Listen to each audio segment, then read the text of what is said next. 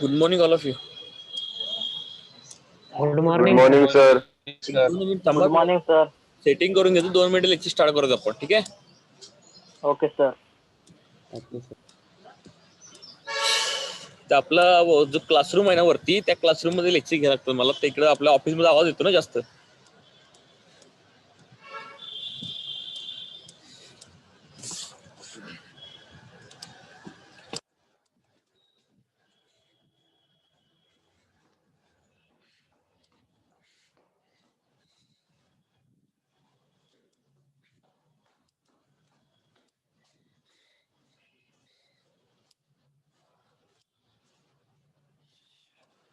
Lecture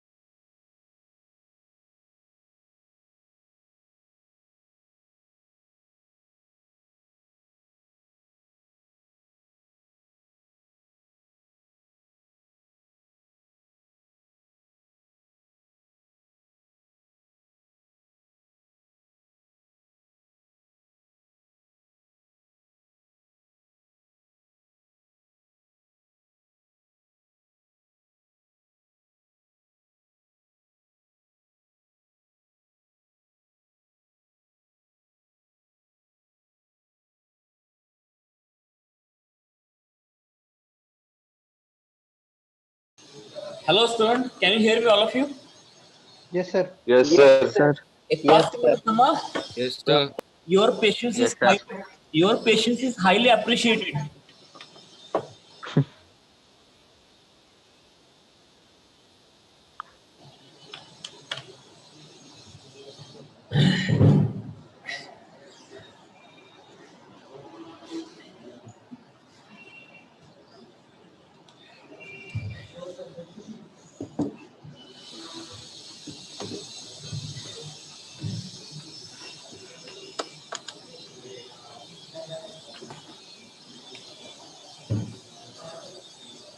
Frame of reference.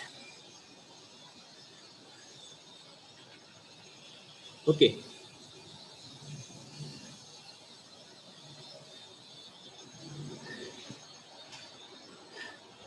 Okay. Inertial frame of reference and non-inertial frame of reference. तो first of all मैं आपको यहाँ पे बताऊंगा. फर्स्ट ऑफ ऑल मैं यहाँ पे बताऊंगा आपको इनर्शियल फ्रेम ऑफ रेफरेंस क्या होता है. As usually, first of all, I am going to write the definition. Then I'll explain to you what is the meaning of it. A frame of reference. A frame of reference. A frame of reference. Frame of reference in which Newton's first law of motion, in which Newton's first law of motion is applicable, is called inertial frame of reference. Is called inertial frame of reference. Okay. एक reference पकड़ लो, कोई reference पकड़ लो. अगर उस reference में अगर हम लोग Newton's first law of motion अगर अप्लाई कर पा रहे तो उसको हम लोग बोलते हैं inertial frame of reference. Okay.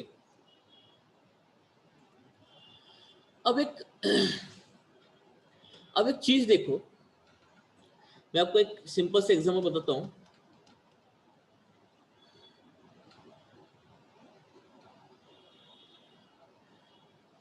एक फॉर एग्जांपल दिखाता हूं, देखो आपको मैं. अ बॉडी मूव्स विथ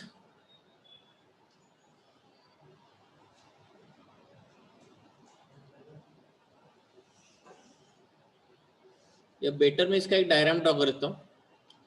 समझ लो न्यूटन्स फर्स्ट लॉ अप्लाई करने के लिए चीजें क्या होनी चाहिए बता दो. देखो, according to Newton's first law, अगर कोई बॉडी अगर मूव कर रही है कांस्टेंट स्पीड के साथ, if body is moving with constant speed,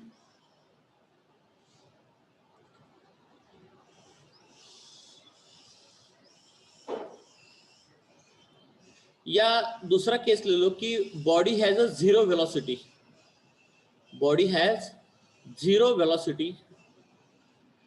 और यहाँ पे कुछ तो स्पीड है, उसको कांस्टेंट स्पीड है.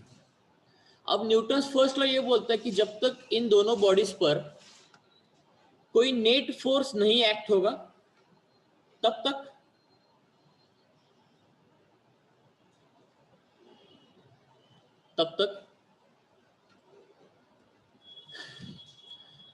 इसको बोलूंगा फर्स्ट बॉडी, इसको बोलूंगा सेकंड बॉडी. ओके. तो जब तक इन दोनों बॉडीज पर कोई नेट फोर्स एक्ट नहीं होता तब तक पहली बॉडी अगर कांस्टेंट स्पीड में है तो हमेशा वो कांस्टेंट स्पीड में रहेगी. अगर दूसरी बॉडी जीरो वेलोसिटी में है, जब तक उस पर कोई नेट फोर्स नहीं एक्ट होता, ये हमेशा जीरो वेलोसिटी में रहेगा. तो if net force acting on both the bodies is 0 Newton, then bodies does not change their state. अगर पहली बॉडी कांस्टेंट स्पीड के साथ जा रही है तो it will remain in constant speed. It will remain in constant speed.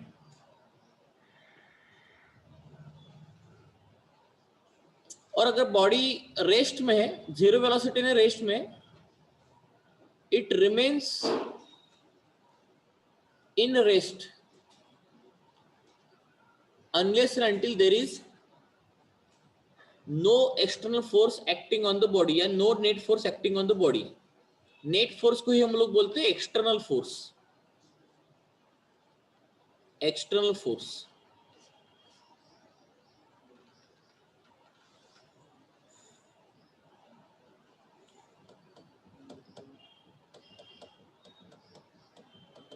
अब देखो इस वाले सिचुएशन में we are able to apply the Newton's first law. इस वाले सिचुएशन में न्यूटन्स फर्स्ट लॉ तो एप्लीकेबल है. ठीक है, अब मैं आपको और एक एग्जांपल देता हूं. समझ लो हम लोग गाड़ी से जा रहे हैं, रोड पर हम लोग गाड़ी से जा रहे हैं. अब गाड़ी भी कांस्टेंट स्पीड के साथ जा रहा है. समझ लो कांस्टेंट स्पीड के साथ जा रहा है कार. यहाँ पे पेड़ वगैरह है. अब अगर गाड़ी ऐसे आगे मूव करेगी तो अगर हम लोग गाड़ी से देखेंगे, गाड़ी से तो हमको दिखता है कि पेड़ जो है पीछे जा रहा है. Trees are moving backward. If we are moving forward then trees are moving backward. लेकिन प्रॉब्लम क्या है, इनिशियल देखेंगे तो ट्रीज तो अपनी जगह पर थे, यानी कार शुरू करने से पहले ट्रीज तो अपनी जगह पर थी. लेकिन कार शुरू होने के बाद ट्रीज बैकवर्ड मूव करने लगे दिख रहा है गाड़ी से. लेकिन can you tell me in reality ये ट्रीज ऐसे बैकवर्ड जाती है करे? No sir. No sir. No sir. No sir. Trees does not move backward. तो मुझको बताओ, अगर इनिशियली अगर सोच के देखो, इनिशियली गाड़ी अभी शुरू नहीं हुई थी, गाड़ी अभी स्टार्ट नहीं हुई थी, तो गाड़ी का समझ लो स्पीड 0 था, गाड़ी का वेलोसिटी 0 था. तब अगर हम लोग गाड़ी से बैठ के देखेंगे तो हमको दिख रहा है कि पेड़ का वेलोसिटी भी 0 है. या जो पेड़ जो पीछे मूव करने वाला है उसका पेड़ का वेलोसिटी 0 है, 0 मीटर पर सेकंड है. यानी इनिशियली पेड़ किस में था? रेस्ट में था. जब हमारी गाड़ी का स्पीड 0 था तब पेड़ रेस्ट में था. ठीक है, लेकिन जब गाड़ी आगे बढ़ना शुरू की फॉरवर्ड डायरेक्शन में गाड़ी आगे बढ़ना शुरू की तो पेड़ पीछे जाना शुरू किया बैकवर्ड डायरेक्शन में. और गाड़ी से हमको दिख रहा है कि पेड़ को भी कुछ वेलोसिटी आ रहा है, लेकिन इन रियलिटी पेड़ को वेलोसिटी है ही नहीं. तो न्यूटन्स फर्स्ट लॉ क्या बोलता है कि अगर कोई ऑब्जेक्ट, मान लो एक पेड़ है रेस्ट में, अगर रेस्ट से उसको अगर मोशन में आना है तो उस पर कोई नेट एक्सटर्नल फोर्स लगाना चाहिए. लेकिन इन रियलिटी ये पेड़ मूव ही नहीं कर रहा है. तो मुझको बताओ, इस पेड़ वाले एग्जांपल में can you apply Newton's first law? Yes sir. Yes sir. Newton's first law रे वहां पर यस. मूव कर रहे. Yes sir. पेड़ रियल में मूव कर रहा है पेड़. No sir. पेड़ अगर मूव नहीं कर रहा है तो how can you apply Newton's first law? Are you getting my question? Yes sir. Yes sir. Starting में जब गाड़ी रुकी थी, अरे भाई देख ला तुम लोग, गाड़ी स्टार्टिंग में रुकी थी, गाड़ी का वेलोसिटी 0 था, तो पेड़ जो बैकवर्ड जाएगा उसका भी वेलोसिटी 0 है. लेकिन जब गाड़ी आगे बढ़ना शुरू की फॉरवर्ड डायरेक्शन में वेलोसिटी के साथ, that is not equal to 0, समझ लो 10 मीटर पर सेकंड है,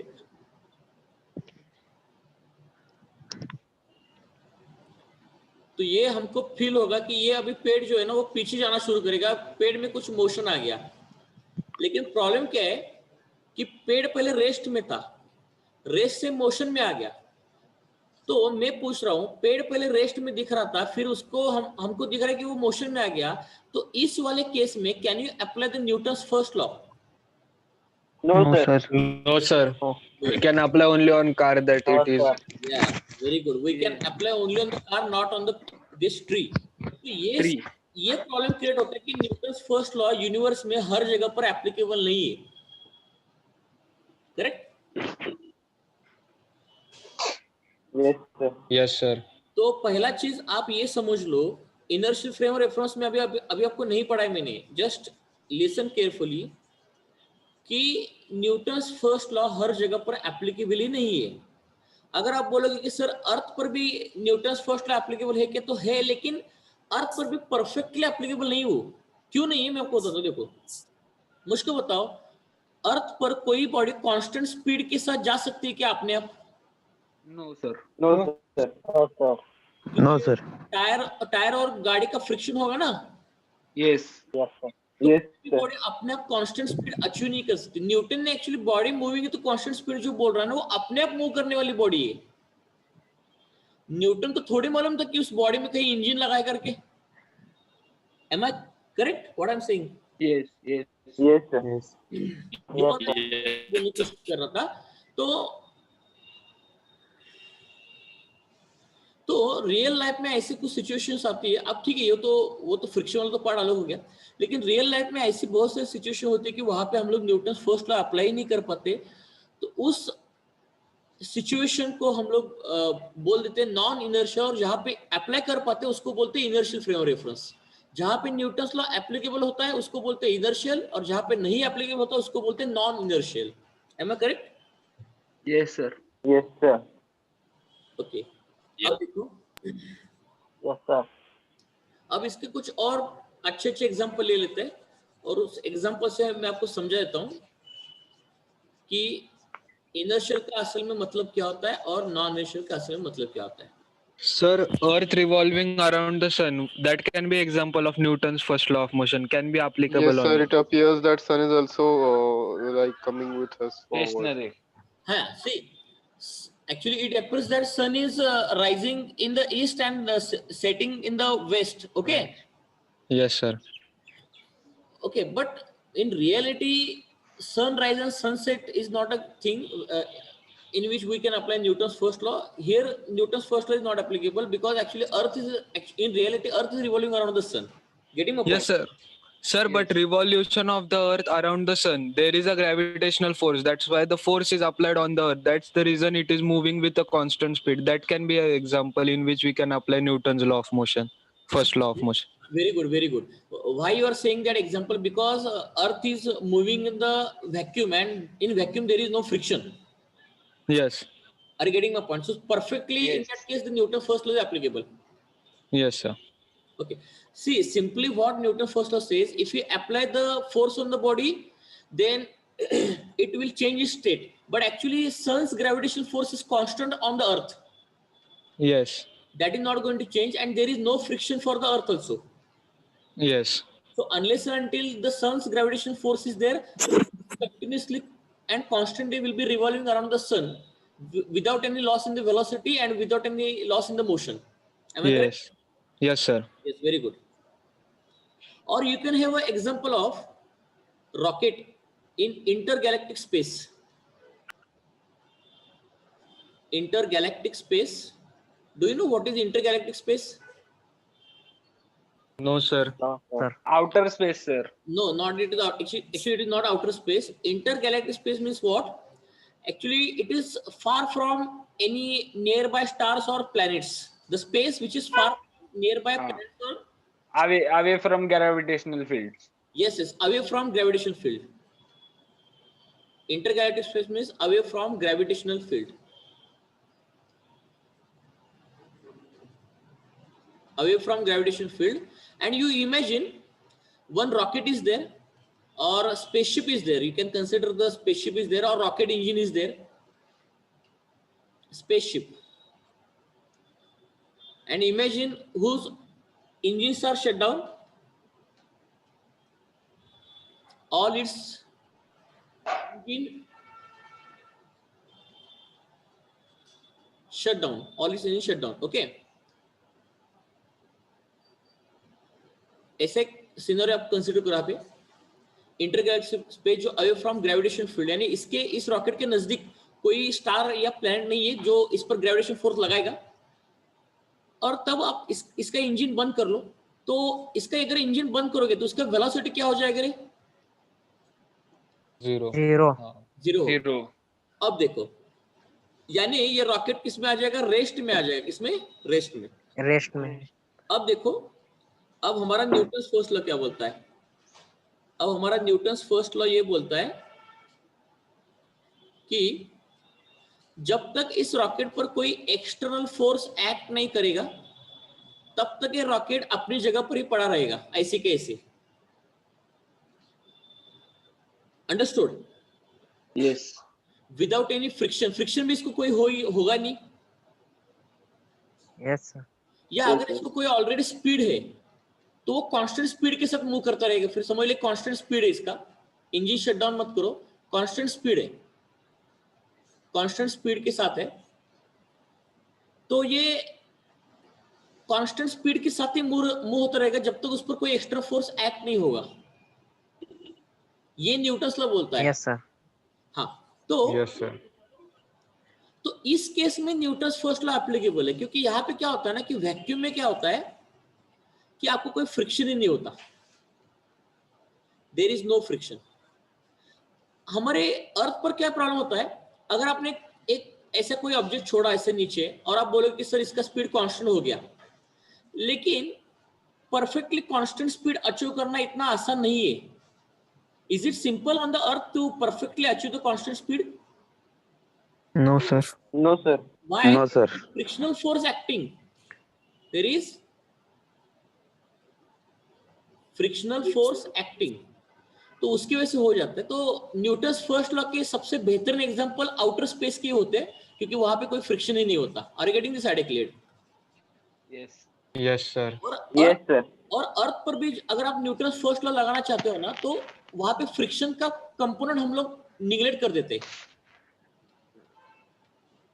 got that clear? Yes Yes, sir. sir. Yes. Yes sir. Yes.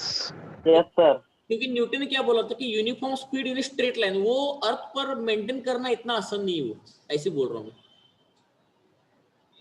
और अगर प्लेन न्यूटन फोर्स लॉ देखेंगे तो उतना यही बोलता है कि अगर ऑब्जेक्ट कांस्टेंट स्पीड में है तो उसको जब तक एक्सटर्नल फोर्स नहीं लगेगा तब तक वो रुकेगा नहीं.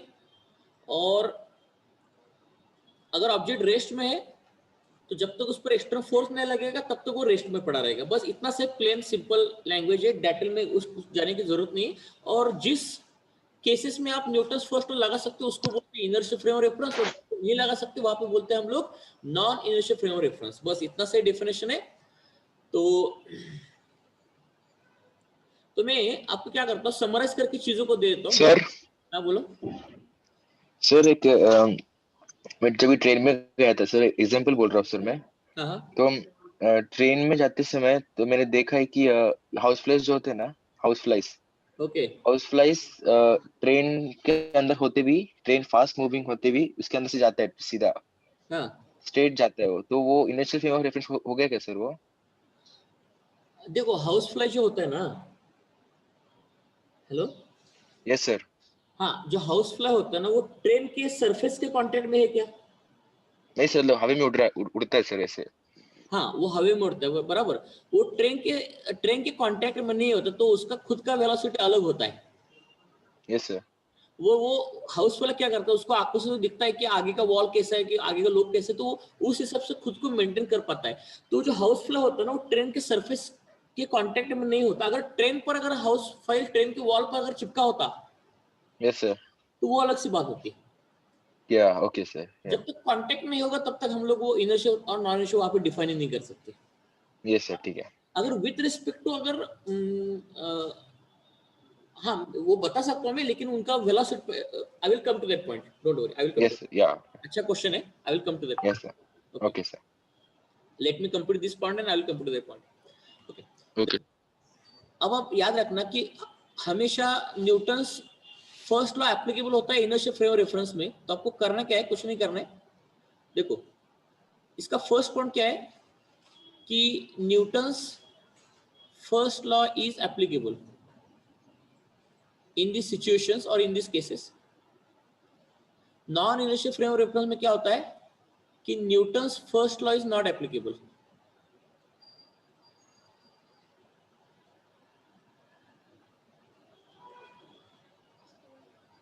Not applicable. अब देखो न्यूटन्स फर्स्ट लॉ अगर एप्लीकेबल है तो न्यूटन्स क्या बोलता है कि अगर कोई बॉडी अगर कांस्टेंट स्पीड के साथ जा रहा है तो जब तक उस पर फोर्स नहीं लगता तब तक उसका स्टेट चेंज नहीं होता। तो इसका मतलब न्यूटन्स फर्स्ट लॉ पहले से अज्यूम कर रहा है कि बॉडी कांस्टेंट स्पीड के साथ जा सकता है, यानी जीरो एक्सेलरेशन। तो इनर्शियल फ्रेम ऑफ रेफरेंस को ढूंढने का सबसे आसान तरीका होता है कि जिस बॉडी का स्पीड कांस्टेंट है,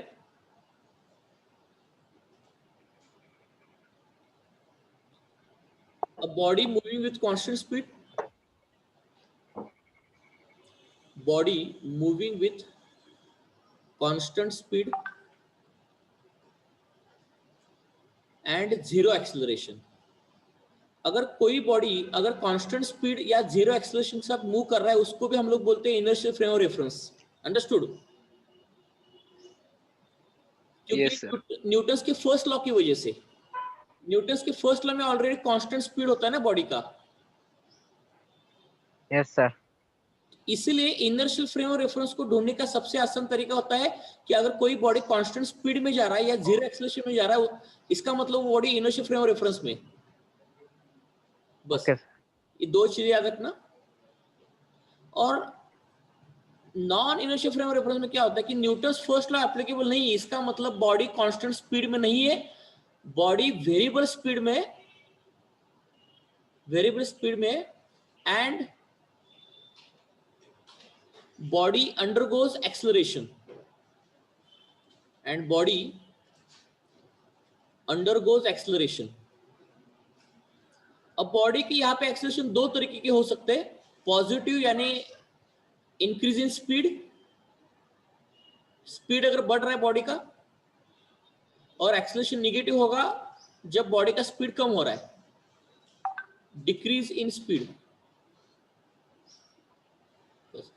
तो इनर्शियल और नॉन इनर्शियल फ्रेम रेफरेंस को ढूंढने का बाकी कुछ पढ़ो मत, ढूंढने का सबसे आसान तरीका है अगर आपको कोई भी एग्जांपल दे दे, कोई भी सिचुएशन दे दे और आपको पूछेगा कि बताओ इसमें से इनर्शियल कौन सा है, नॉन इनर्शियल कौन सा है, कुछ नहीं करना है आपको। पहले देखो वो बॉडी मूव कैसे कर रहा है, कांस्टेंट स्पीड के साथ जीरो एक्सेलरेशन के साथ मूव कर रहा है तो बोल देना इनर्शियल, अगर नहीं है तो बोल देना नॉन इनर्शियल। बस इतना सही पार्ट इसमें है, दूसरा इसमें कुछ भी नहीं है।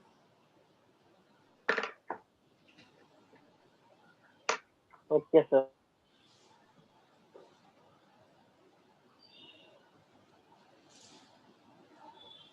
Take screenshot of it.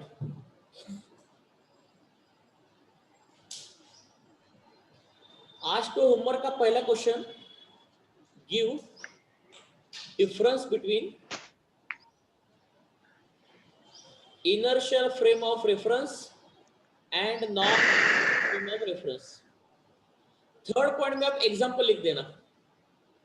Third point में यहां पे एग्जांपल क्या होगा देखो, spaceship with all its engine shut in intergalactic space। Am I correct? Is this example of inertial frame of reference? Yes sir. Yes. Yes, sir. Yes How do sir. you explain this by Newton's first law? Yes, tell me how will you explain the situation by Newton's first law? Sir, there is no external unbalanced force acting on that body, so it will be in constant motion. Yes, it will be in constant motion if it is moving, and if it is not moving, Yes. it will be in the rest. It will Yes, be in sir. rest. Yes, sir. Yes, very good. So you should understand whether this example come under Newton's first law or not. Likewise, you have to decide. Okay. Okay. Okay. और non inertial का सबसे आसान example है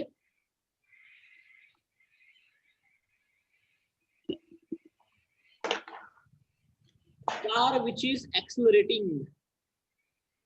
car which is accelerating. अब मुझको बताओ car अगर accelerate कर रहा है इसका मतलब उसका स्पीड बढ़ रहा है. Yes. Yes, sir. Is the speed of the car constant? No, sir. sir. Variable speed. Variable. sir. अगर स्पीड वेरिएबल है, so can we? This is example of Newton's first law. No, sir. No. No, because in Newton's first law, the body must have a constant speed. Otherwise, this is not an example of Newton's first law. Am I correct? Yes, sir. Yes, Yes, Yes, sir. sir. आप बोलोगे कि sir Newton ने body को constant speed क्यों? Newton के time में ये friction की कोई स्टडी नहीं हुआ तब तक ज्यादा. करेक्ट. Yes. तो बाय लॉजिक से न्यूटन ने बोला था कि चलो वो सही है न्यूटन का लॉ. फ्रिक्शन की वजह से ना प्रॉब्लम क्रिएट हो जाता है फिर, क्योंकि फ्रिक्शन क्या करता है, बॉडी का वेलोसिटी हर बार चेंज करते रहता है ना. Yes, sir.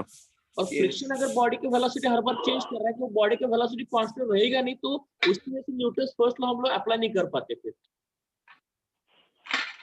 Okay. yes, sir. Okay, sir. Okay, sir. इसका ये क्वेश्चन, फर्स्ट क्वेश्चन आपको होमवर्क के आज का हो गया. आप चलो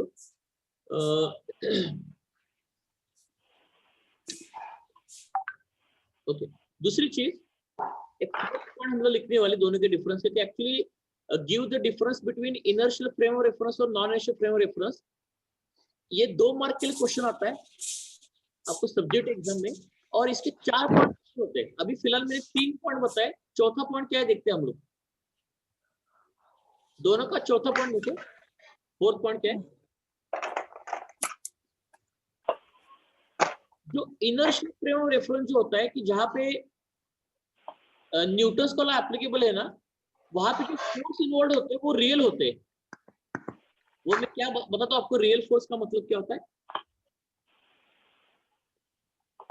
इन inertial frame of reference,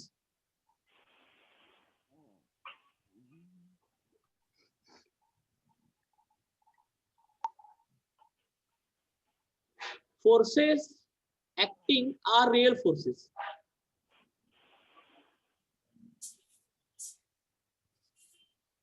Forces acting are real forces.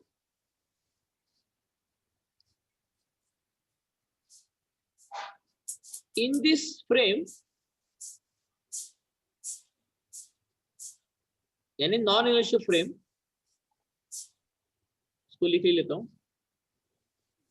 In non inertial frame, due to acceleration of the body, due to acceleration of body, pseudo force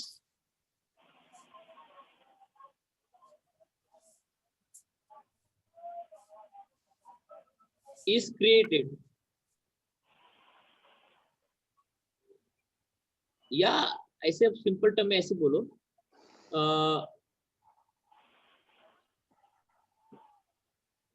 acceleration of body gives rise to pseudo force.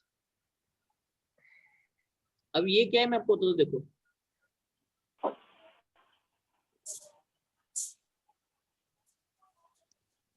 देखो inertial frame of reference सभी real forces होते हैं. Non inertial में real भी होता है, लेकिन non inertial frame of reference जो बॉडी एक्सेलरेशन होता है ना, वो एक स्यूडो फोर्स को क्रिएट करता है. वो क्या होता है मैं आपको समझाता हूं. देखो अब एक एग्जांपल ले लेते हैं हम लोग. देखो ट्रेन है, ट्रेन का एग्जांपल ले.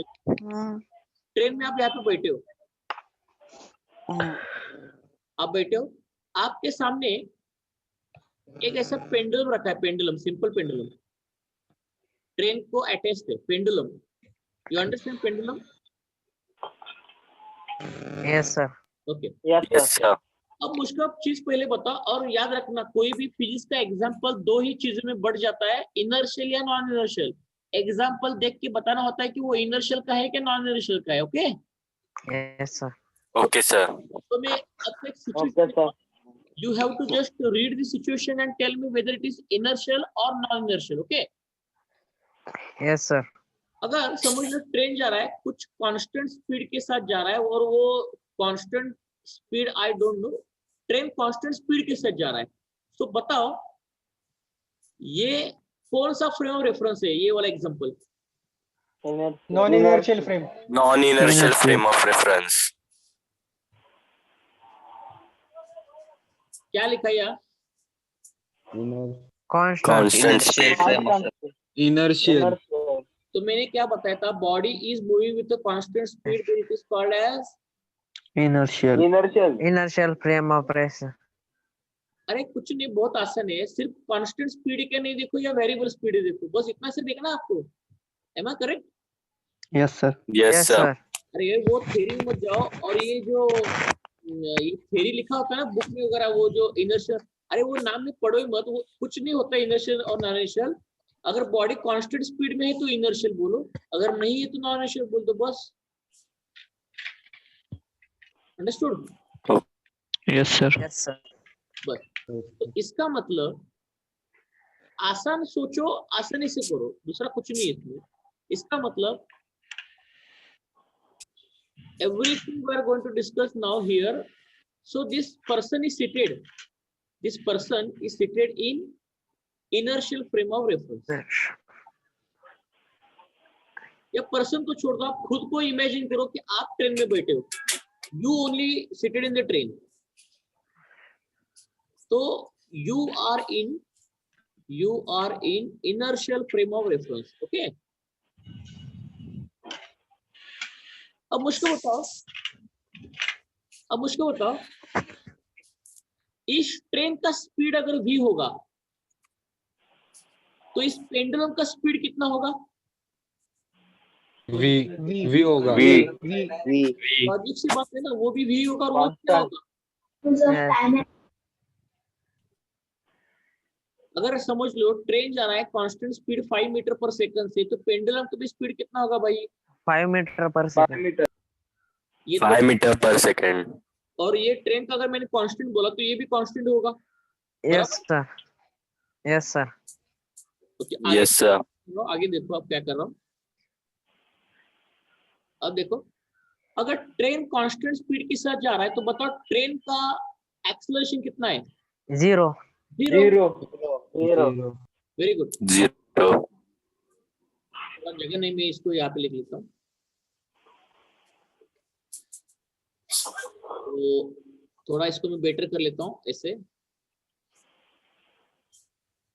Velocity of train that is constant and velocity of pendulum that is also constant and that is also equal to 5 meter per second. Okay, now Yes, sir. here we are going for a situation of acceleration of the train. Now you are saying acceleration is 0. Very good, that is also correct. And now you tell me, if acceleration of the train is 0, then what is the acceleration of the pendulum? 0. only. 0. Very good. 0 sir. Very good.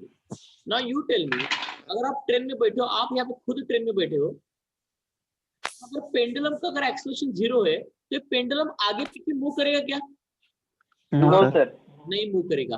Pendulum आगे पीछे क्यों move करता है? Due to acceleration, बराबर ना? Yes sir.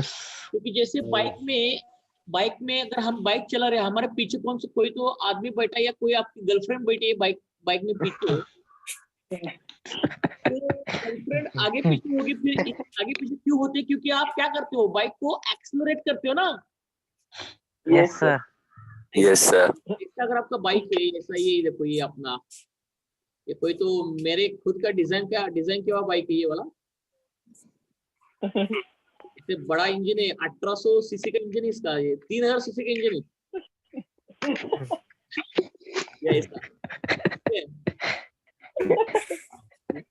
ठीक है। और आप यहाँ पे बाइक चलाने के लिए बैठे हो और आपके पीछे आपकी गर्लफ्रेंड बैठी है यहाँ पे ऐसी, ठीक है। तो अगर आप गाड़ी का स्पीड कम ज्यादा करोगे तो वो गर्लफ्रेंड भी आगे पीछे ऐसे मूव करेगी ना। Yes, sir. Yes, sir. वो तो आपकी गर्लफ्रेंड आगे पीछे मूव इसलिए कर रही है कि you are accelerating the bike. Yes, sir. Accelerate करना है, स्पीड को बढ़ाना या कम करना, बढ़ाना कम करना। ओके, वो तो आप सीख जाओगे जैसे जैसे टाइम बढ़ेगा, लेकिन अभी मैं सीख नहीं बोलेगी ये वाला पढ़ा है आपको, ये ध्यान से नहीं जा रहा है हमारा, ऐसे पानी में चला। Sir, one doubt. हाँ, अगर तो pendulum does not show to and fro motion, does not move backward and forward, backward forward. Sir अगर velocity of the train constant है फिर एक्सेलरेशन 0 होगा, तो Correct. फिर अगर हमारा एक्सेलरेशन 0 है तो फिर ब्रेक अप्लाई करने पर रिटार्डेशन क्या होगा? एक्सेलरेशन निगेटिव हो गया। तो फिर निगेटिव कितना हो जाए, मतलब कि 0 ही रहेगा या निगेटिव क्या वैल्यू, मतलब कि कम हो जाएगा क्या? हाँ, अब मुझको बताओ, तुम एक कार है हाँ जिसका स्पीड है 10 मीटर पर सेकंड, यस तब इनिशियल टाइम था मेरा 0 सेकंड, पकड़ के चलो, हाँ और कोई रास्ते में बीच में आ गया तो तुमने ब्रेक लगाया, बराबर? हाँ तो ब्रेक लगाने के बाद तुम्हारा स्पीड कम होगा, बराबर हाँ और स्पीड कम होके फाइनल वैल्यू कितना आ गया तुम्हारा, वो बताओ। 0. 0 हाँ, समझ लो 0 आ गया। पूरा तुमने गाड़ी रोका है ऐसे बोल रहा है ना तू? हाँ ओके, ठीक है, चलो। और पूरा 10 मीटर पर सेकंड से 0 मीटर पर सेकंड करने के लिए वो गाड़ी रोकने के लिए तुमको मान के चलो 1 सेकंड का टाइम लगा, ओके? ओके हाँ चलो, कुछ तो मैं ले लिया। तो एक्सेलरेशन क्या होता है? Change in velocity upon change in time. Yes हाँ फाइनल वैल्यू कितना है अपना? 0 -10. -10 डिवाइड बाय 1 - 0, तो आ गया -10 मीटर पर सेकंड स्क्वायर। ये सॉरी, ये T2 होगा। हाँ तो तुम्हारा एक्सेलरेशन -10 हो गया। हाँ गॉट इट सर। अंडरस्टूड? हाँ चलो,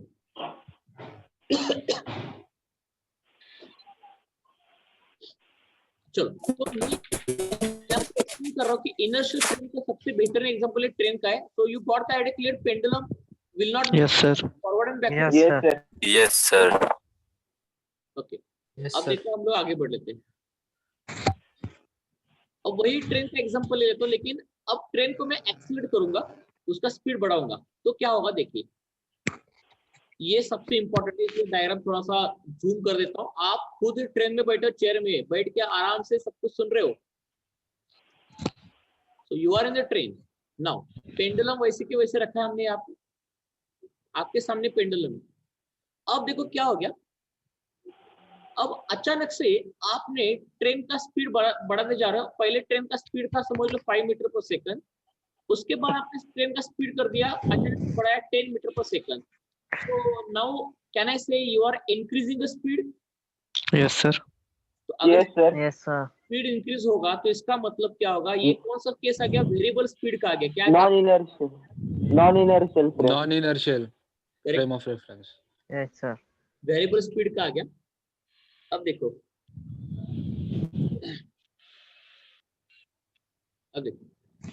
सो वेरिएबल स्पीड का मतलब, अब मैं यहाँ पे लिख देता हूँ कि you are sitting in non inertial frame of reference. यही तो सबसे इंटरेस्टिंग पार्ट है। न्यूटन्स फर्स्ट लॉ लगाते कि नहीं लगाते, यहाँ से पता चलता है हमको। Non inertial frame of reference.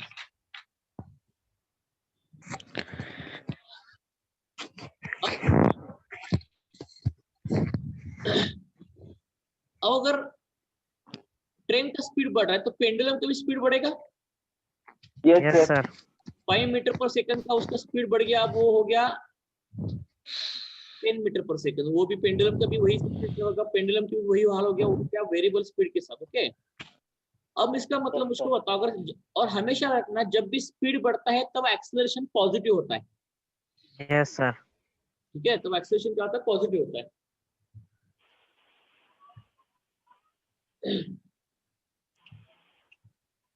Okay,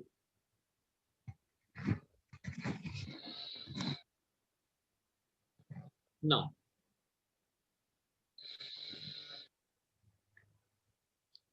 तो इसका मतलब यहां से हम लोग इसका एक्सेलरेशन निकाल सकते हैं पेंडुलम का।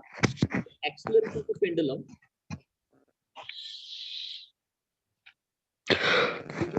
v2 - v1 divide by p2 - p1। समझ लो इनिशियल टाइम हमारा 0 सेकंड ही था ट्रेन और पेंडुलम दोनों के लिए, और हमारा फाइनल टाइम हो गया सेकंड दोनों के लिए। करेक्ट? तो यहाँ पे अगर इसको सॉल्व करेंगे तो 10 माइनस 5 डिवाइड बाय 2 माइनस 0, तो हमारा एक्सेलरेशन आ गया, कितना आ गया acceleration? 5 meter per second. 5 2.5. 2.5 metre per second. अब ये बताओ एक्सेलरेशन पॉजिटिव आ गया निगेटिव आ गया? positive. Positive. Positive. जब स्पीड बढ़ता है तो एक्सेलरेशन क्या होता है? पॉजिटिव होता है, बराबर? Yes sir. Yes, sir. जब भी स्पीड बढ़ता है तब एक्सेलरेशन क्या होता है? पॉजिटिव होता है। ओके, चलो,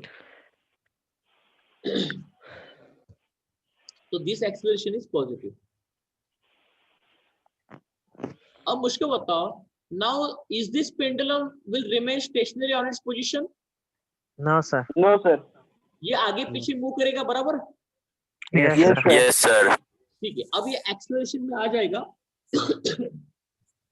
तो इसका मतलब अगर ये पेंडुलम मूव करना शुरू करेगा तो इसका मतलब you are in the non inertial frame of reference, you are not in the inertial frame of reference. तो अब आपको क्लियर कट आइडिया मिल गया दोनों के बीच का डिफरेंस क्या है? Yes, sir. Yes sir. Yes, sir. Okay, अब फोर्थ डिफरेंस क्या बोलता है कि सूडो फोर्स जो होता है ना, it is pseudo force is only applicable in the non inertial frame of reference. Okay, अब चलो एक काम करते हैं हम लोग। अब देखो, अब एक्सेलरेशन अगर पॉजिटिव आ गया तो वेलोसिटी, देखो हमेशा रखना, जब भी वेलोसिटी बढ़ती है तब वेलोसिटी का डायरेक्शन और एक्सेलरेशन का डायरेक्शन सेम होता है, लेकिन जब वेलोसिटी कम होता है तब एक्सेलरेशन का डायरेक्शन वेलोसिटी का डायरेक्शन ऑपोजिट होता है, क्योंकि एक्सेलरेशन Opposite. नेगेटिव होता है ना एक्सेलरेशन तब। Yes sir. Yes, sir. Yes sir. ये ध्यान रखना आपको चीज, इसको भूलना मत। अब इस पेंडुलम को बाहर निकालते हैं हम लोग। चलिए, अब क्या हो रहा है, पेंडुलम का एक्सेलरेशन पॉजिटिव आ गया। अब हमारा पॉजिटिव एक्स एक्सिस हमको मालूम है ऐसे, ठीक है, पॉजिटिव। अब मुझको बताओ,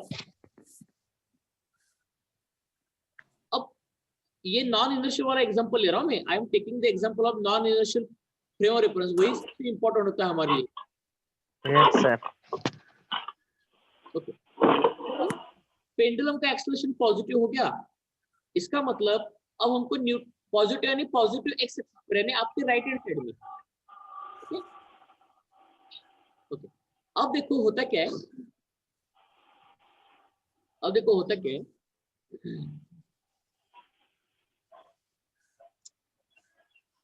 इसका मतलब उस ट्रेन की वजह से पेंडुलम पर, अब हमको न्यूटन सेकंड का मालूम है, न्यूटन सेकंड में क्या बोलता है? Force into mass into action. Force is equal to mass into acceleration. Very good. तो इसका मतलब क्या है से, a force acting on a body is directly proportional to the acceleration of the body. Yes sir.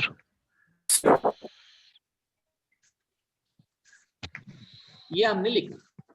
अब logic से बात है, तो सिंपल पेंडुलम पर इस डायरेक्शन में एक्सेलरेशन लग रहा है 2.5 मीटर पर सेकंड स्क्वायर का, तो उसी डायरेक्शन में उस पर फोर्स लगेगा, और वो फोर्स निकल, समझ लो पेंडुलम का कुछ तो मास m है, m कुछ तो समझ लो उसका मास है 2 किलोग्राम, बराबर? तो इसका Yes फोर्स, sir.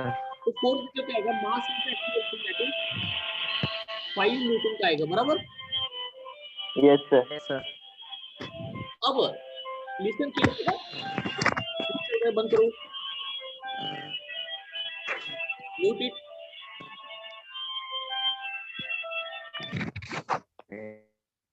ओके, अब थोड़ा सा एक फिजिक्स का इंपॉर्टेंट पार्ट यहाँ पे हम लोग भूल जाते हैं। अब मुझको बताओ, पेंडुलम पर राइट हैंड साइड में एक पॉजिटिव फोर्स लग रहा है, पॉजिटिव एक्स एक्सिस की डायरेक्शन में, क्योंकि ट्रेन आगे बढ़ रहा है तो पेंडुलम पर फोर्स लगेगा आगे से, आगे की साइड में, बराबर? Listen, Yes, sir. क्योंकि यही सबसे इंपॉर्टेंट पॉइंट है आज के लेक्चर का, very very important point. Listen carefully what I am trying to say that. अब लेकिन पेंडुलम पर फोर्स लगने से पहले पेंडुलम किस में था? रेस्ट में था। Yes, sir. क्योंकि मैं ऐसे इमेजिन करो कि पेंडुलम पहले कांस्टेंट स्पीड के साथ मूव कर रहा था, करेक्ट? आप ऐसी सिचुएशन, रेस्ट बोलो या आप ऐसी सिचुएशन बोलो, कि पेंडुलम पहले 5 मीटर पर सेकंड इस कांस्टेंट स्पीड के साथ जा रहा था, अचानक से आपने उसका स्पीड बढ़ाया, Yes, sir. तो पेंडुलम में पहले इनर्शिया ऑफ मोशन था। क्या था पेंडुलम पहले? Inertial of motion. यानी पेंडुलम पर अगर कोई फोर्स लगा तो पेंडुलम इस फोर्स को रजिस्ट करने की कोशिश करेगा। Yes, sir. Yes, sir. Yes, sir. क्योंकि न्यूटन का फर्स्ट लॉ क्या बोलता है कि अगर हर एक बॉडी में इनर्शियल फ्रेम ऑफ इनर्शिया होता है, हर एक बॉडी में इनर्शिया होता है, तो उस इनर्शिया की वजह से उस पर लगने वाले फोर्स को रजिस्ट करने की कोशिश करता है, बराबर? Yes, sir. Yes, sir. तो उसकी वजह से होता क्या है ना कि फोर्स अगर फॉरवर्ड में लगा तो पेंडुलम एक्चुअली मूव करता है बैकवर्ड में। Yes, sir. ये तो समझ में आ रही बात क्या बोल रहा हूँ मैं आपको? Yes, sir. Yes, sir. Yes, sir. Yes, sir. Will move backward. Why it will move backward? Because it has some inertia. Yes. Yes, sir. Yeah. Yes, sir. ठीक है, लेकिन मुझको बताओ अब बैकवर्ड में कोई फोर्स लग रहा है क्या? No, No, sir. sir. No, sir.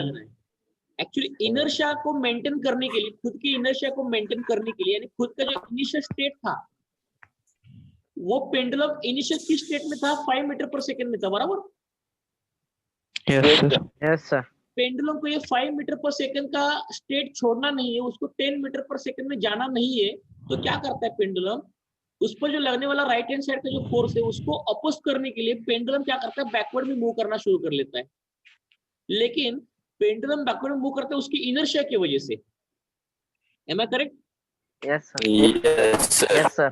लेकिन अगर मैंने आपको पूछा कि वो बैकवर्ड जो मूव किया उसके लिए कोई फोर्स है क्या यहाँ पे? No, sir. नहीं है फोर्स। तो अगर फोर्स नहीं है लेकिन इस सिचुएशन को मुझको फिर भी एक्सप्लेन करना है, तो मैं एक मान लेता हूं कि यहाँ पे कोई एक फॉल्स फोर्स ऐड कर रहा है। क्या ऐड कर रहा है? False. False force. force. यहाँ पे मैं अज्यूम करता हूँ, I will assume that one false force is acting. I don't know which force, and that false force is called as pseudo force. Pseudo force. You understood how that pseudo force works? Yes, sir. ये असल में होता ही नहीं, लेकिन फिर भी इसको हम लोग मानते हैं। Am I correct now? Yes, sir. Okay.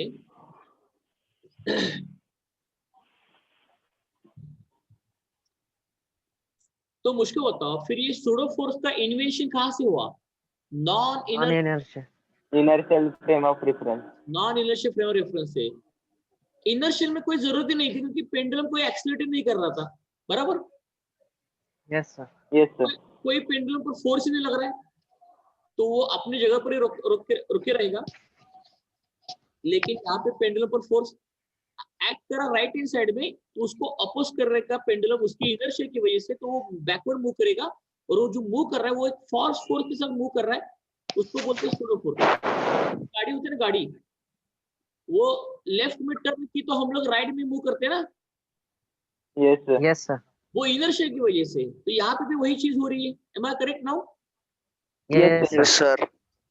तो हमने जो डिफरेंस लिखा था उसमें क्या लिखा है देखो, a non inertial frame due to acceleration raise to Pseudo force. Pseudo force. Pseudo force. अब मुझको बताओ अगर मैंने ये सूडो फोर्स अगर नहीं डाला होता तो ये पेंडुलम जो बैकवर्ड मूव कर रहा है, वो जो मूव कर रहा है उसको न्यूटन के फर्स्ट लॉ से एक्सप्लेन कर सकते हैं क्या? नहीं कर सकते।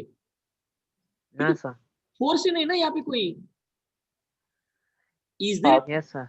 any force to move the body backward? No, sir. No, sir. Newton क्या बोलता है कि किसी बॉडी में अगर मोशन लाना है तो उस पर फोर्स लगना चाहिए,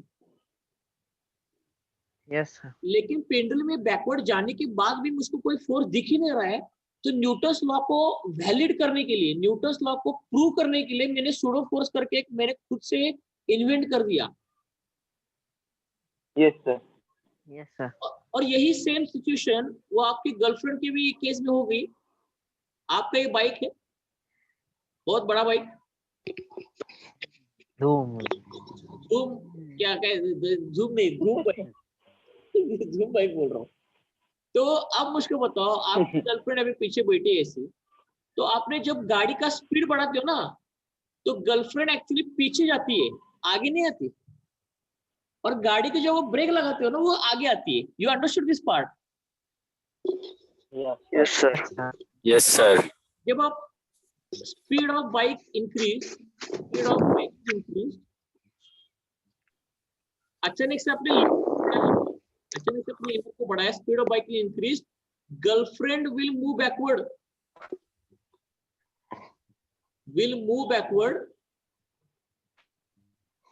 and that girlfriend will also move backward by using a pseudo force.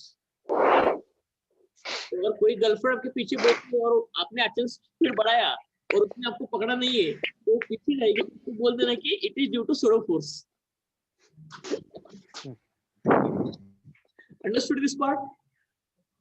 Yes, sir. Yes, sir. आपको लगेगा कि स्पीड बढ़ाने से वो आपकी तरफ आएगी, लेकिन उसमें इनर्शिया है ना, वो इनर्शिया उसमें वो इनर्शिया को मेंटेन करने के लिए पीछे जाती है। Am I correct?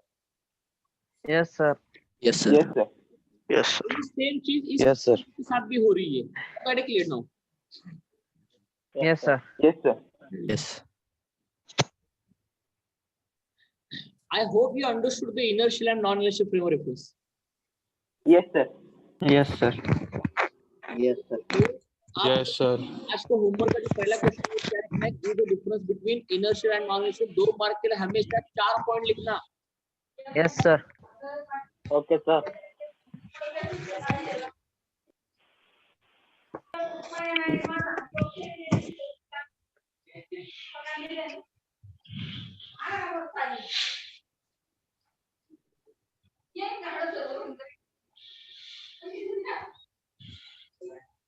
ओके, तो कुछ हम लोग दिमाग लगाने वाले क्वेश्चन करते हैं। अभी तो थोड़ा हमारा खत्म हो गया। अब एक क्वेश्चन देखो, थोड़ा सा आपको सोचना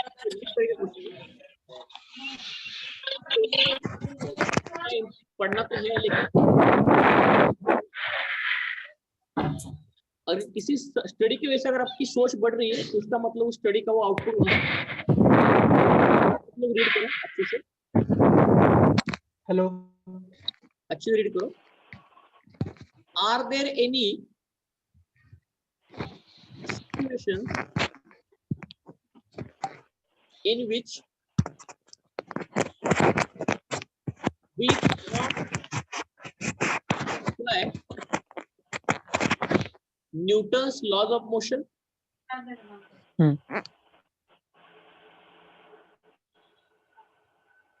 Is there any alternative for it? Okay. तो you tell me, ऐसे कोई डे टू डे लाइफ में सिचुएशन होती है कि उसमें Newton's law of motion applicable नहीं है? Sir free fall Sir, in non-inertial frame of references, and for it we can use pseudo force in the opposite direction to which the force is applied. हाँ, अरे भाई देखो, हाँ correct, very good. Newton's law अगर apply करना है तो आपके पास क्या होना चाहिए? अगर न्यूटन्स लॉ को अप्लाई करना है सिस्टम में, तो आपके पास क्या होना चाहिए सिस्टम में? Force. अब आप लोग बताइए, पेंडुलम जो पीछे गया, इस पर कोई फोर्स एक्चुअली दिख रहा है क्या? नहीं. No.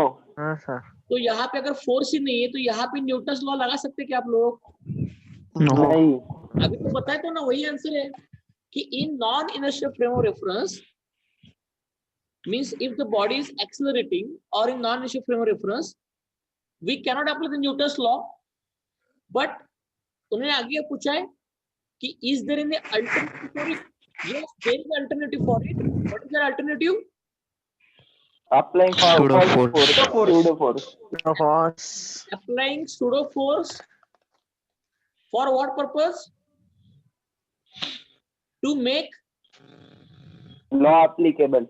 Newton's law applicable. Understood? Yes, sir. To make Newton's Yes, sir. This is the question. ये सोचना बहुत इंपॉर्टेंट होता है साइंस में। सोच बढ़ाओ, जिंदगी झिंगालाला। सोच बढ़ाना इंपॉर्टेंट है।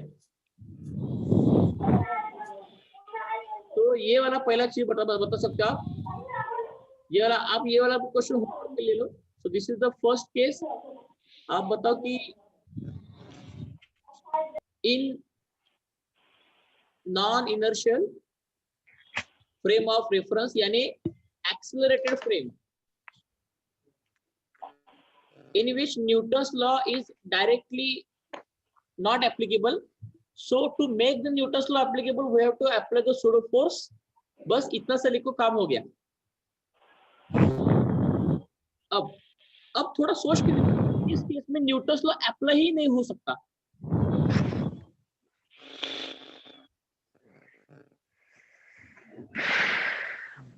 वो केस से क्या मालूम है क्या?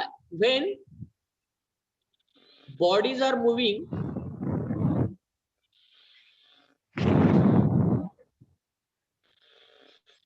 या bodies बोलने से बेहतर है ऑब्जेक्ट्स बोलो।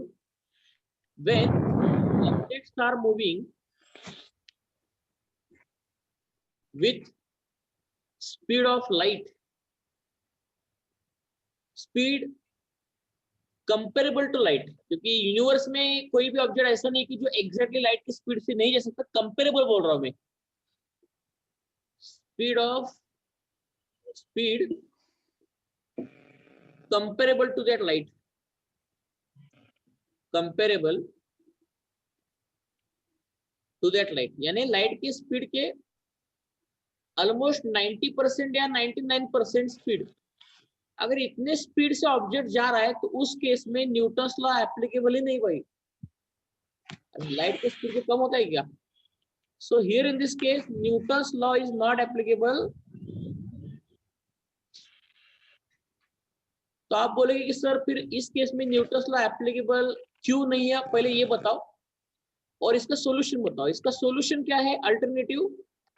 इसका सॉल्यूशन है जो ऑब्जेक्ट लाइट की स्पीड से मूव करते हैं उसके लिए हमारा आइंस्टाइन इंपॉर्टेंट बन जाता है। और वो बोला है आइंस्टाइन ने special theory of relativity. Special theory of relativity जहां पे Newton's law E is equal to mc square. कौन बताएगा न्यूटन्स लॉ क्यों नहीं एप्लीकेबल? अगर कोई ऑब्जेक्ट अगर लाइट की स्पीड से जा रहा है तो वहां पे न्यूटन्स लॉ क्यों एप्लीकेबल नहीं है? क्योंकि उसका मास नहीं है सर। क्योंकि टाइम रुक जाता है और मास इनक्रेडिबली बढ़ जाता है, क्योंकि जितना हम स्पीड से लाइट के स्पीड के पास जाएंगे उतना ही हमारा मास बढ़ता है और टाइम उतना ही स्लो हो जाता है। Very good, very good. तो ये एक्चुअली आइंस्टाइन का स्पेशल रिलेटिविटी है। ये अपने सिलेबस में नहीं है। अगर किसी को इंटरेस्ट हो तो बाद में कभी पढ़ाऊंगा मैं। Okay sir. और दूसरी चीज क्या है ना कि असल में क्या होता है ना कि कोई ऑब्जेक्ट अगर लाइट की स्पीड से जाना शुरू करेगा ना तो उसका मास चेंज होता है और वो बहुत प्रॉब्लमेटिक काम है। वो न्यूटन्स लॉ उसमें लगता ही नहीं। उसके लिए आपको अलग से थ्योरी पढ़नी पड़ती है, special theory of relativity. Okay. तीसरा एक केस होता है कि जिसमें न्यूटन्स लॉ एप्लीकेबल नहीं है। थर्ड केस एक होता है, बताऊंगा थर्ड केस कौन सा है। Sir body is not rigid. हाँ very good, body not rigid. लेकिन उसके लिए कोई अल्टरनेटिव नहीं ना अपने को। उसका स्पीड कैसे निकालोगे तुम? यस। मैंने क्या क्वेश्चन लिखा है कि ऐसी सिचुएशन बताओ कि जिसमें न्यूटन्स लॉ एप्लीकेबल नहीं लेकिन उसमें कोई अल्टरनेटिव है क्या? तो वो कैसे ले लेते हैं हम लोग? क्योंकि वो जो डो का एग्जांपल है ना वो बहुत ही कॉम्प्लिकेटेड मोशन है। उस पर तो हार्वर्ड और कैम्ब्रिज वाले कंप्यूटर सॉफ्टवेयर बना के उसको स्टडी करने की कोशिश करते हैं। अंडरस्टूड? यस। तो आप if body is not rigid that is also correct, that is known as a limitation of Newton's law. But उसके लिए कोई अल्टरनेटिव नहीं है। तो अभी अपने सिलेबस में कुछ भी नहीं है उसके लिए। एक थर्ड केस मैं आपको बताता हूँ। थर्ड केस, वो थर्ड केस क्या देखो,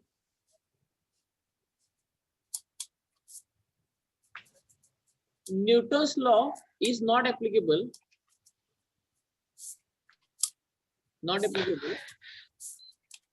where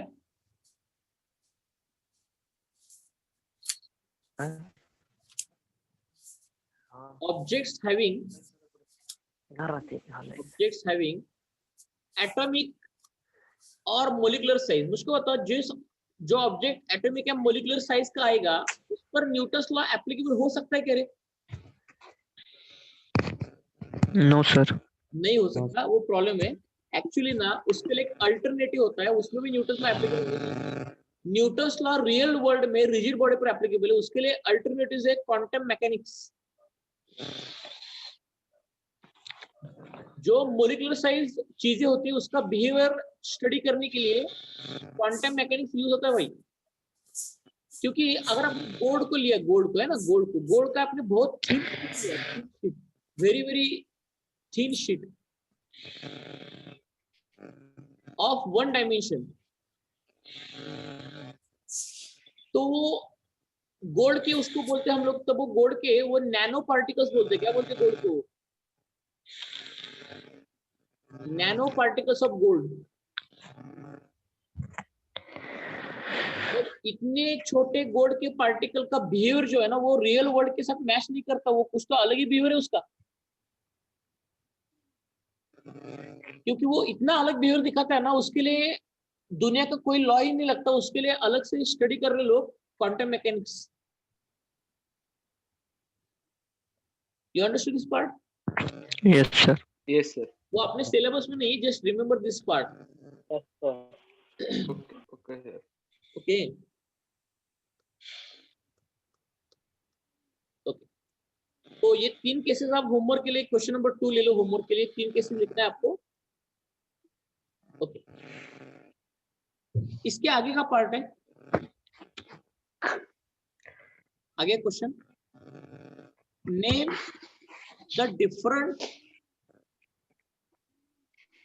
the different types of fundamental forces in nature. Forces in nature. Gravitational force, sir. Frictional force.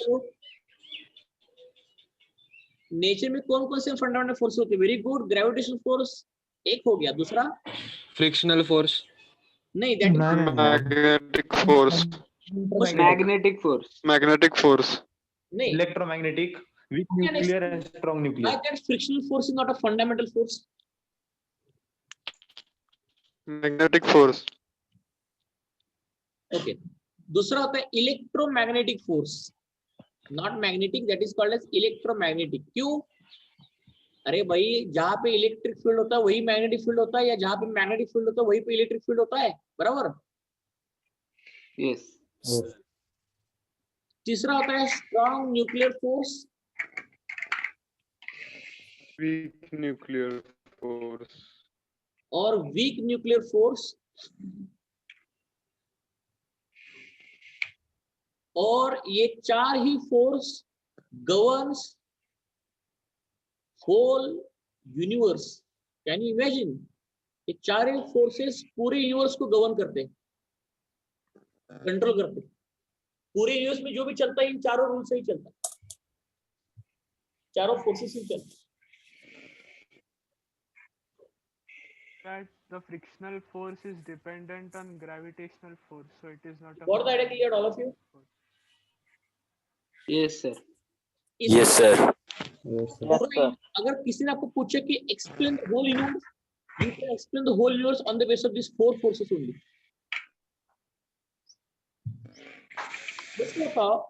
Friction force कब होता है? कि जब दो बॉडीज एक दूसरे के कांटेक्ट में आती है तब फ्रिक्शन फोर्स होता है। ग्रेविटेशन फोर्स के लिए बॉडीज को कांटेक्ट में आने की जरूरत है क्या? No, sir. Electromagnetic No, sir. Bodies को कांटेक्ट में आने की जरूरत है क्या?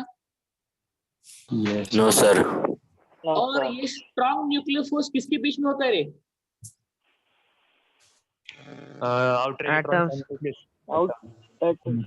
Electrons and nucleus.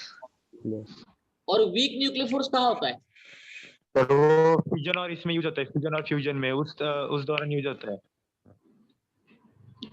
ओके, आपको चीज देता हूं, बहुत सारे बच्चों को ये इसके बारे में नहीं मालूम होता। आज के लिए होमवर्क देता हूं, you search on internet What do you mean by strong nuclear force and what do you mean by weak nuclear force? It is very interesting.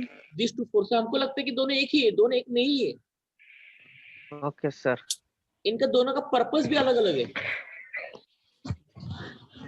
उतना तो आप क्यूरियोसिटी से सर्च कर सकते हो. Okay, sir. Okay, sir. At least क्योंकि ये दोनों के बारे में अगर सोचना है, एक्चुअली मैं आपको बताओ कि आप सर्च करोगे. We will search, sir. Sir, we will search. Very good very good. चलो अब इन एक एक फोर्स के बारे में थोड़ा सा हम लोग पढ़ लेते हैं तो बेटर आइडिया मिल जाएगी अपने को. तो आज का होमवर्क का थर्ड क्वेश्चन है कि right the names of all types of fundamental forces. और नेचर में 4 ही फोर्सेस फंडामेंटल है, दूसरा कुछ कोई भी फोर्स फंडामेंटल नहीं है. कोई कंसेप्ट होता है पैरेलल यूनिवर्स का. Have you heard about parallel universe? Yes, sir. Yes, sir. देखो एक्चुअली क्या होता है ना, अभी जो फिलहाल हम लोग जिस यूनिवर्स में रह रहे हैं उस यूनिवर्स में यही 4 ही फोर्सेस है. लेकिन जब बिग बैंग के बाद जो यूनिवर्स फॉर्म हो रहा था तब बहुत सारे ऐसे पार्टिकल थे जो कहीं किसी ने सोचा भी नहीं होता. अगर समझ लो बिग मालूम है ना सबको big bang. Yes, sir. Yes, sir. एक ऐसे सिंगल पॉइंट था, वो एक्सप्लोड हो गया और एक्सप्लोड होके ये पूरा यूनिवर्स बना जिसका मेजरमेंट हम लोग कर ही नहीं सकते, इतना बड़ा. Yes, sir. तब अर्ली यूनिवर्स में क्या था, मैटर के साथ, मैटर के जो पार्टिकल्स है उसके साथ थे anti matter particles.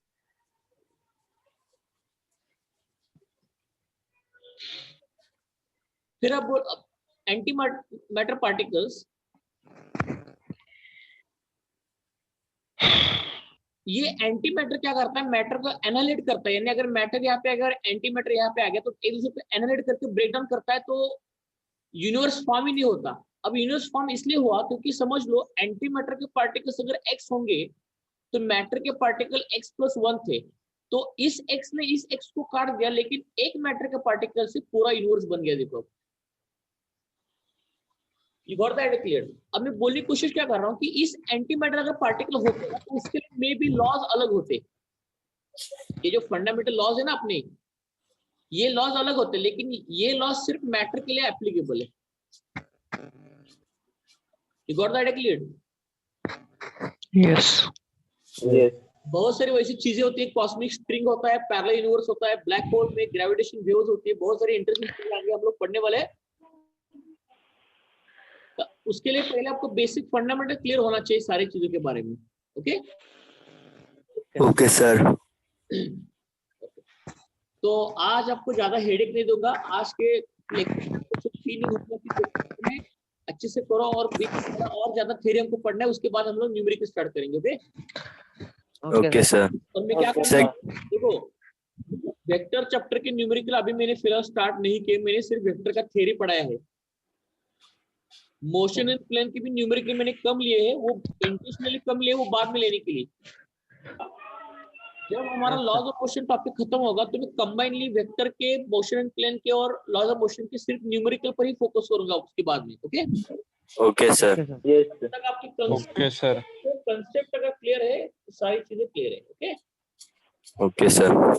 Okay, sir. Sir package कभी लोगे sir? Sir, can you please tell the homework questions once again? देखो होमवर्क क्वेश्चन पहला था कि difference between non inertial frame of reference and inertial frame of reference. Okay, sir. 4 point लिखने इसमें. और दूसरा क्वेश्चन ये था कि are there any situations in we can not apply Newton's laws of motion. Okay, sir. इसमें आपको 3 cases लिखने हैं. और लास्ट में name the different types of fundamental forces in the nature. And sir, that strong nuclear force and weak nuclear force we have to search, no? Now where to search? You have to search and you can write this is question number 4.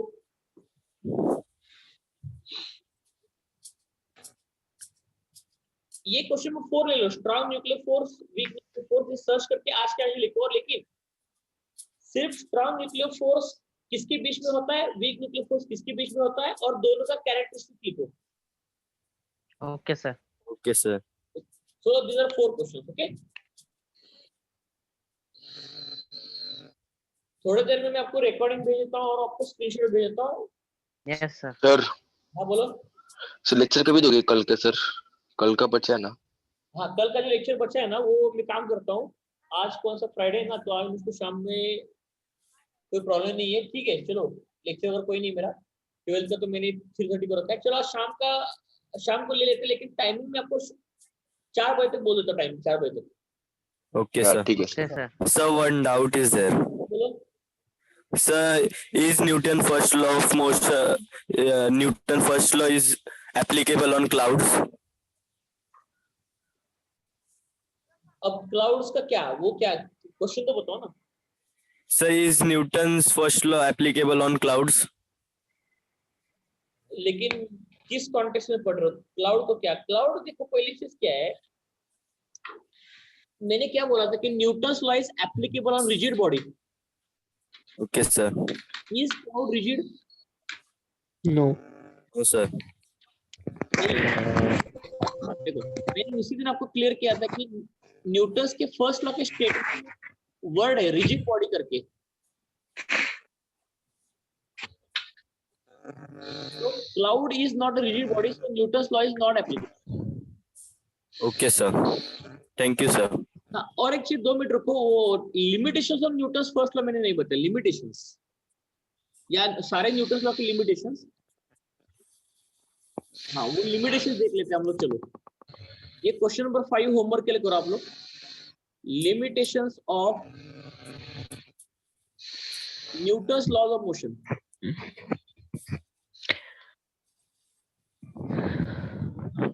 उसमें से first limitation है Newton's law is not applicable in non inertial. बराबर? Yes, sir. Not applicable in non inertial reference, frame of reference, short form में लिख रहा हूं. Second, Newton's law is applicable to rigid bodies.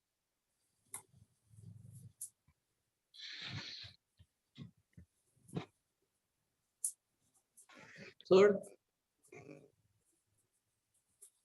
if object is moving comparable to the speed of light, comparable to speed of light,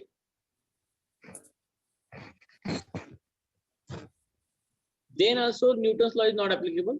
ये लिखो. Objects having atomic or molecular sizes in that case also Newton's law is not applicable. Okay. और इसका चाहिए तो alternative लिखो. यहाँ पे Einstein special relativity theory और यहाँ पे quantum mechanics.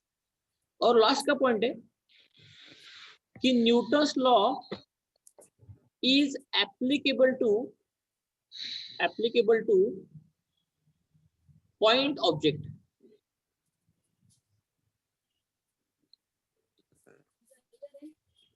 You want me to explain this part? Point number 5. Yes, sir. Yes, sir. ये Sir. बहुत ही इंपॉर्टेंट पॉइंट है. देखो पॉइंट ऑब्जेक्ट्स के लिए एप्लीकेबल है ऐसे बोलते हैं. एक्चुअली क्या होता है ना, पॉइंट्स ऑब्जेक्ट्स के लिए मतलब क्या होता है, देखो न्यूटन्स का लॉ ऑफ ग्रेविटी मालूम है आपको? Newton's law of gravity. Okay. अब देखो न्यूटन क्या बोलता है कि अगर 2 ऑब्जेक्ट्स है, इनके बीच में ग्रेविटेशन फोर्स है कोई, तो है ना,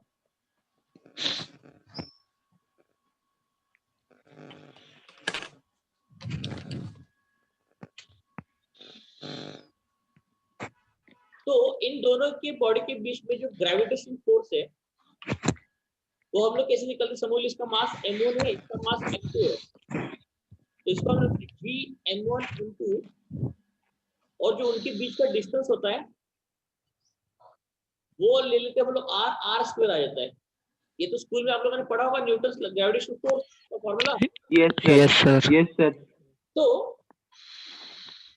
ये जो फोर्स का फॉर्मूला है ना, ये कब एप्लीकेबल होता है मालूम है कि ये जो कितना भी बड़ा ऑब्जेक्ट, देखो अब ये देखो समझ लो ये कुछ 5 किलोग्राम का ही ऑब्जेक्ट है और ये समझ लो 10 किलोग्राम का ऑब्जेक्ट है, ठीक है। अब देखो, अब आगे बढ़ते हैं,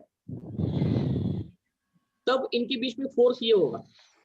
लेकिन अगर कोई जाइजेंटिक स्टार है, बहुत ही बड़ा स्टार है, यानी कोई तो आप एग्जांपल ले लो, रेड जायंट कोई तो स्टार ले लो आप, ब्लू जायंट स्टार होता है, सन का एग्जांपल ले लो, ठीक है, सन और अर्थ, सन और अर्थ,